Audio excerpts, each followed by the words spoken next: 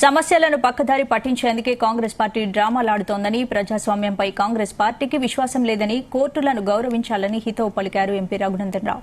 BJP ఎవరిని విలీనం చేసుకోవడానికి సిద్దంగా లేదని, ఎవరితో సంప్రదింపులు జరపలేదని స్పష్టం చేశారు.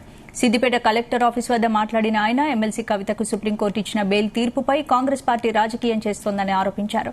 హేమంత్ సోరెన్ కు బెయిల్ వస్తే స్పందించని కాంగ్రెస్, కవితకు బెయిల్ వస్తే బీజేపీకి ఏం సంబంధమని ప్రశ్నించారు. కోర్టులను కాంగ్రెస్ పార్టీ గౌరవించాలని హితవు పలికారు.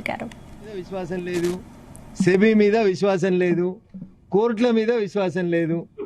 RG1 రాజీవ్ గాంధీ గారు ముస్లిం మహిళలకి మనోవర్తి ఇయ్యాలని సుప్రీంకోర్టు చెప్తే సుప్రీంకోర్టు ఆర్డర్ని తుంగలో దెక్కి ఆర్డినెన్స్ తెచ్చినటువంటి పెద్ద మనిషి RG1 the great Rajiv Gandhi గారు 1 అయితే, అది సుప్రీంకోర్టు పట్ల రాజీవ్ గాంధీ గారికి ఉన్నటువంటి అభిప్రాయం అయితే, ఇలా RG2 కొత్తగా ఏం నటిస్తాడు?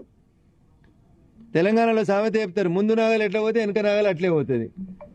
రాహుల్ గాంధీ గారు చెప్పాలి, ఇలా మనీష్ సిసోడియాకి బెయిల్ వచ్చింది, బెయిల్ బీజేపీ ఇచ్చిందా సుప్రీంకోర్టు ఇచ్చిందా? ఒకవేళ మనీష్ సిసోడియాకి బెయిల్ సుప్రీంకోర్టు ఇస్తే అదే సుప్రీంకోర్టు కవితకు కూడా బెయిల్ ఇచ్చింది, బీజేపీకి ఏం సంబంధం ఉంటుంది? కవిత అరెస్ట్కి బీజేపీకి సంబంధం లేదు, కవిత బెయిల్కి బీజేపీకి సంబంధం లేదు. కాబట్టి కాంగ్రెస్ మిత్రులారా, రాజకీయాన్ని రాజకీయం చేద్దాం, ఎలక్షన్లు వచ్చినప్పుడు వాస్తవాలు మాట్లాడుకుందాం. మీ పార్టీలో కూడా చాలా మందికి బెయిల్ వస్తుంది. మొన్న ఒక ముఖ్యమంత్రి గారికి, జార్ఖండ్ మాజీ ముఖ్యమంత్రి జైలుకు పోయిన తర్వాత మాజీ అయిన ముఖ్యమంత్రి కూడా బెయిల్ వచ్చింది. మరి అది కూడా బీజేపీ ఇచ్చిందా? ఇస్తే మరి ఆయన ఇండి కూటమిలో ఎందుకున్నాడు? మళ్ళీ వచ్చి ఆయన ఇప్పుడు ముఖ్యమంత్రి అయింది కదా, సోరెన్ గారు వచ్చి మా పార్టీలో చేరాలి కదా, చేరలేదు కదా, మీతోటే ఉన్నాడు కదా ఇండి కూటమిలో.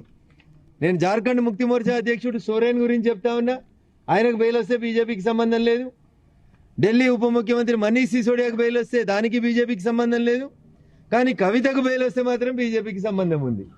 అంటే మీరు టీఆర్ఎస్ పార్టీని ఇండి కూటమిలో చేర్చుకునేందుకు ఇవన్నీ ప్రయత్నాలా? అసలు మీ ఉద్దేశం ఏందని చెప్పుండ్రు. కనీసం కోర్టులలోనే గౌరవించురు అనేది నేను కాంగ్రెస్ పార్టీ